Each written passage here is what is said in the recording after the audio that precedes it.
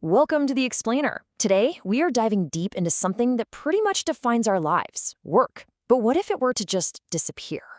We're going to explore the pretty radical and, let's be honest, increasingly plausible idea that the age of work as we know it might actually be coming to an end. So let's just kick things off with a thought experiment, one that feels a little less like science fiction with every passing day. Seriously, what if you never had to work again? What would you do with all that time? And thinking bigger, how would our entire society even function? To really wrap our heads around that, we need to take a quick trip through time. We'll look at where our ideas about work came from, how it hit its industrial peak, then see how automation started to change everything, look at the strange problems we're facing right now, and finally, imagine what a life beyond the job could actually be like. Okay, let's get into it. To figure out where work is headed, you have to understand where it's been. Because, our modern obsession with the 9 to 5, that's not some timeless universal truth. It's actually a pretty recent invention. First up, let's just get on the same page about what we even mean by work. At its most basic, it's how we intentionally shape the world around us to get what we need.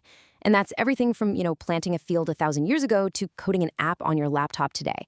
It's one of the most fundamental things humans do. And right from the beginning, you see this huge split in how people thought about it. In ancient Greece and Rome, the goal was leisure, philosophy, art, politics. Hard labor, that was seen as a burden, something for slaves. But then you have the Judeo-Christian tradition, which framed work as a moral duty, a way to be virtuous. And that tension, is work a burden we endure or a virtue we pursue? That same tension is still shaping our world today.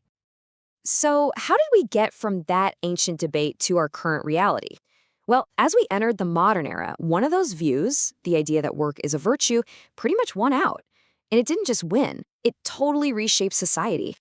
And this timeline just shows you the insane acceleration. It starts in the Renaissance, where work gets tied up with this big idea of human progress. Then, bam, 3 industrial revolutions hit, one after the other. We go from skilled artisans to factory floors, and then eventually to the computers sitting on all of our desks. But yeah, this new world of work had a pretty serious dark side. Thinkers like Karl Marx looked at this and saw a huge problem, a new kind of alienation. For maybe the first time in history, you had millions of people spending all day making things they had zero connection to. They just felt like a tiny, totally replaceable cog in some massive, impersonal machine. Which brings us right up to today, to the digital age. This is the moment where technology stops just assisting humans with work and starts actually replacing them. This is where the foundation of our entire work-based society really starts to unravel. And by the 1990s, this wasn't just some science fiction plot anymore. People like the theorist Jeremy Rifkin were already sounding the alarm. He was arguing that automation was about to create a huge surplus of human labor. Basically, that technology would make millions and millions of people permanently unemployable. And today, that whole process has been kicked into overdrive.